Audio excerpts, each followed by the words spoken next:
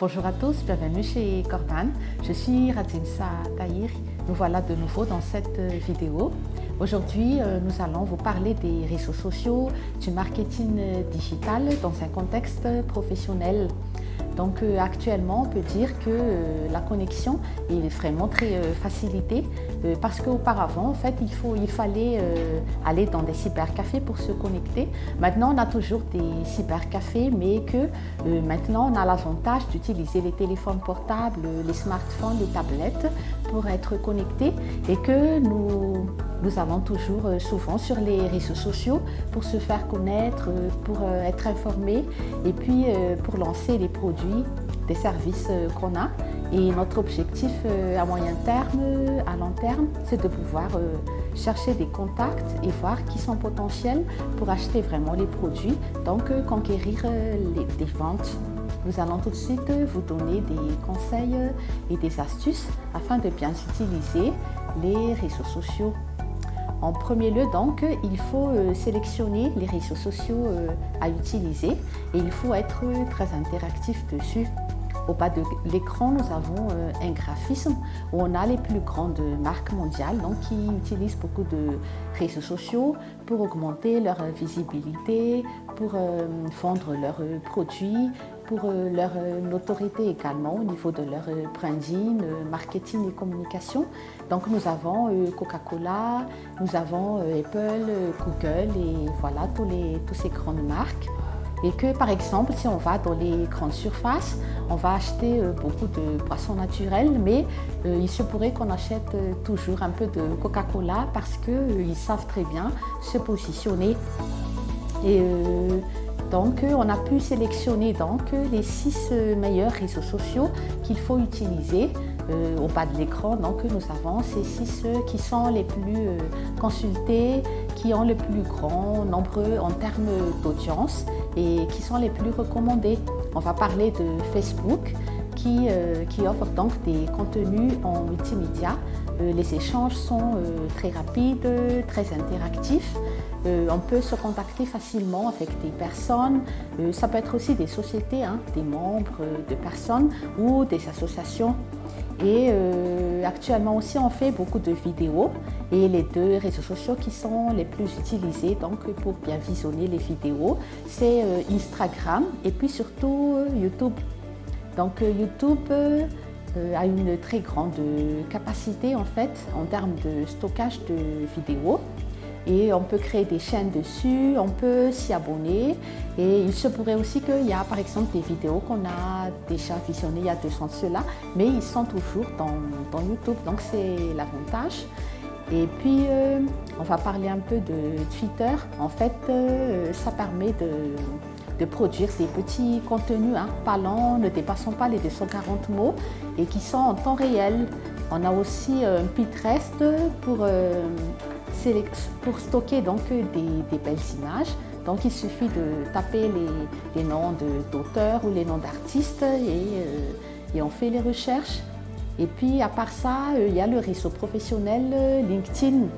Donc si on a par exemple à chercher une personne dans tel ou tel secteur, on va tout de suite sur LinkedIn. Si nous avons à rechercher des sociétés dans telle ou telle expertise, dans tel ou tel domaine, on va tout de suite sur LinkedIn. Donc voilà généralement les 6 réseaux les plus utilisés et les plus conseillés. Et avant d'enchaîner sur le point suivant, nous aimerons vous préciser en fait que nous utilisons les réseaux sociaux, mais que ces réseaux sociaux sont complémentaires par rapport au site intranet, au site internet, tous les systèmes de communication et d'information qu'on a déjà avec des clients qui travaillent avec nous ou avec tous les prestataires. Donc l'objectif c'est de bien combiner toutes les informations et puis de savoir analyser donc, toutes les données. Donc. Et maintenant on va passer au point suivant qui est la gestion donc, des publications.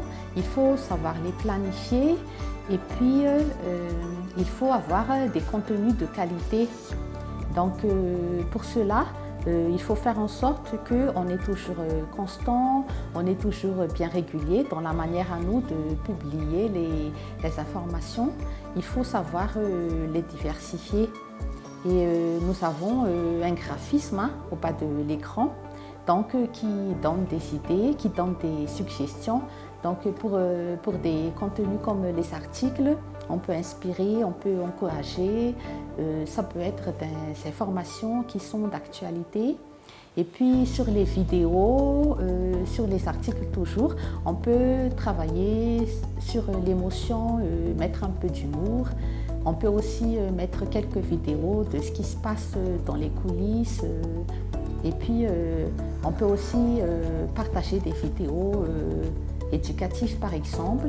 On peut traiter aussi de thématiques très précises dans nos articles. Donc il faut bien soigner les articles, les graphismes, et puis il faut bien prendre du temps pour effectuer les tournages, pour avoir des vidéos de bonne qualité. Maintenant, on va passer au point suivant. On va parler des community managers. En fait, les community managers vont nous aider à gérer vraiment des sites. Et puis, ces personnes-là vont contrôler toutes les informations, ils vont mettre à jour les données, et puis ils vont gérer tout ce qui est interaction. Donc, on va essayer de répondre vite, excusez-moi, par rapport aux requêtes. Et puis, il faut donner vite aussi des feedbacks par rapport aux réactions des personnes qui nous suivent, par rapport aussi aux réactions de notre audience. Et que ces personnes-là aussi, ils font faire des failles concurrentielles. Donc, en même temps, ils font aussi surveiller ce que font la concurrence. Et puis, il faut bien mettre à jour toutes les informations à publier pour le grand public. Et maintenant, on va parler des outils qu'on pourrait utiliser pour nous aider dans tout ce qui est publication. Donc, au bas de l'écran, nous avons l'outil Hootsuite et Sprout Social. Donc, dans Hootsuite, par exemple, on peut très bien planifier toutes les publications. Donc, ça peut être des textes, des articles, graphismes, des images, des photos au naturel qu'on a, des vidéos. Et l'avantage, c'est qu'il propose une bibliothèque d'images ou de textes préconçus.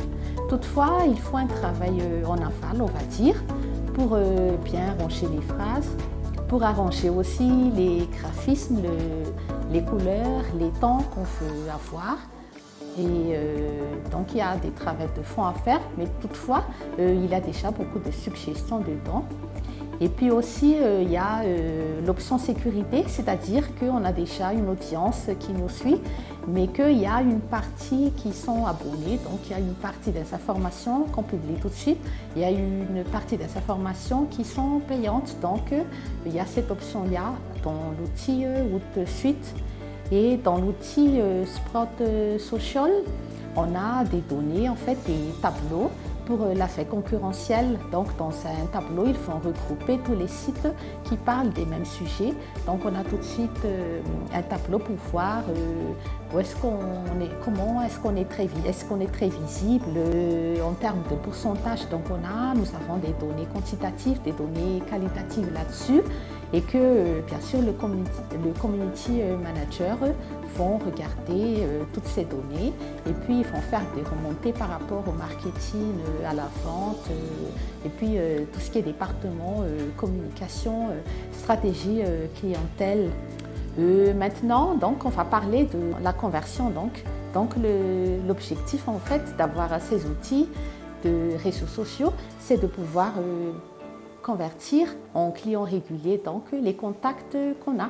Donc ça peut être des clients particuliers, ça peut être des associations, ça peut être des sociétés, ça peut être des ONG. Et donc ce qu'on peut faire, c'est qu'on utilise surtout Facebook. Dans Facebook, on a des données démographiques. On va prendre un exemple. Par exemple, on vient d'avoir un contrat où on a travaillé avec des clients sur les États-Unis, par exemple.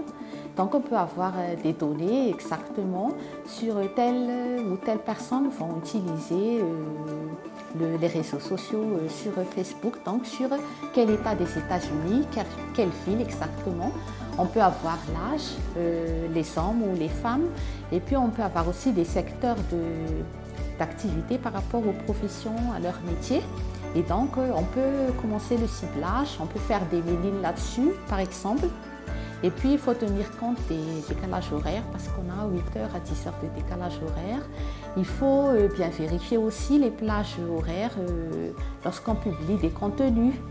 Donc il faut voir à telle heure, à telle minute exactement, pendant les jours ouvrables, pendant les jours fériés, on est bien connecté et on peut lancer donc les prospections et avoir des clients par la suite, procéder bien à la vente. Et puis on peut toujours, par rapport aux données qu'on a, on va essayer d'avoir les adresses e-mail, les contacts téléphoniques et procéder de cette façon. Et donc là, on a pu parler de tous les aspects social media, réseaux sociaux, marketing digital. Et puis, je pense qu'on a pu parler de plusieurs points très importants. Donc, il faut toujours rester très constant au niveau des publications. Il faut faire toujours la veille concurrentielle et puis il faut regarder aussi ce qui se passe autour pour avoir toujours des nouvelles idées de publication. Il faut faire des interactions rapides par rapport aux réactions, par rapport aux questions qu'on a. Et puis il faut voir qui clique juste, qui partage les contenus, qui également font des recommandations parce qu'il y a des personnes qui sont très engagées et puis qui font des recommandations. Donc il faut vraiment cibler telle personne, telle ou telle société et faire la vente par la suite.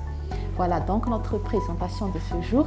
Nous vous remercions de votre attention et en surplus d'informations, donc nous chez Corban, on propose des offres de formation, de coaching si vous avez des besoins donc. Et puis nous proposons aussi des services de consultance. Voilà, merci encore, bon site de programme à vous et on se revoit la prochaine fois. Au revoir.